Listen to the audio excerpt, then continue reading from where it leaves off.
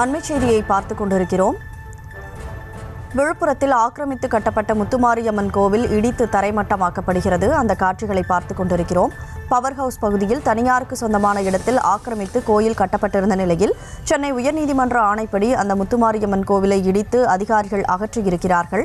கூடுதல் விவரங்களோடு செய்தியாளர் தாமோதரன் இணைப்பில் இருக்கிறார். தாமோதரன், வணக்கம். இது தொடர்பான முழு விவரங்களை பதிவு செய்யலாம். வணக்கம்.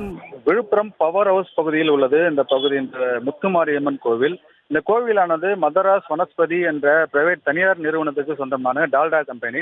இது சுமார் 100 ஆண்டுகளுக்கு மேற்பட்ட இந்த பகுதியில் தனியார் படத்தில் சுமார் 65 ஆண்டுகளுக்கு மேலாக இந்த பகுதியில் முத்துமாரியம்மன் என்ற கோயிலினை இந்த பகுதி மக்கள் கட்டி வழிபாடு நடத்தி வந்தனர். இந்நிலையில் இந்த கோயிலை தங்களது தனியார் பகுதியில் உள்ளதாகவும் தங்களது பகுதியில் உள்ளதை ஆக்கிரமிப்பு உள்ளதை அகற்றி கொடுத்து இந்த வனஸ்பதி நிறுவனமானது சென்னை உயர்நீதிமன்றத்தில் வழக்கு தொடரப்பட்டது. இதனைத் தொடர்ந்து நீதிமன்ற உத்தரவின் பேரில் பல கட்டமாக இந்த கோயிலை அப்புறப்படுத்துவதற்கு நடவடிக்கை மேற்கொள்ளப்பட்டது. பேச்சுவார்த்தை தொடர்ந்து நடைபெற்று வந்தது.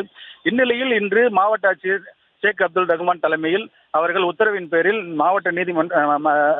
சென்னை உயர்நீதிமன்ற உத்தரவின் பேரில் இந்த கோயிலை இடிப்பதற்காக மாவட்ட வருவாய்த்துறை மற்றும் நகராட்சி துறை அதிகாரிகளும் இன்று காலை முதல் இந்த இடிக்கும் பணியில் ஈடுபட்டு வந்தனர். தற்பொழுது இந்த கோயிலினை முத்துமாரியம்மன் கோயிலினை முற்றிலுமாக இடித்து அந்த கோயில் கீழ்ப்புறம் இடித்து தள்ளப்பட்டு முற்றிலுமாக அந்த கோயில் முற்றிலுமாக இடிக்கப்பட்டது. இந்த பிரத்யேக காட்சியினை நமது ஒளிப்பதிவாளர் கிருஷ்ணாஜர் அவர்கள் நமக்கு காண்பித்து வண்ணம் உள்ளார்.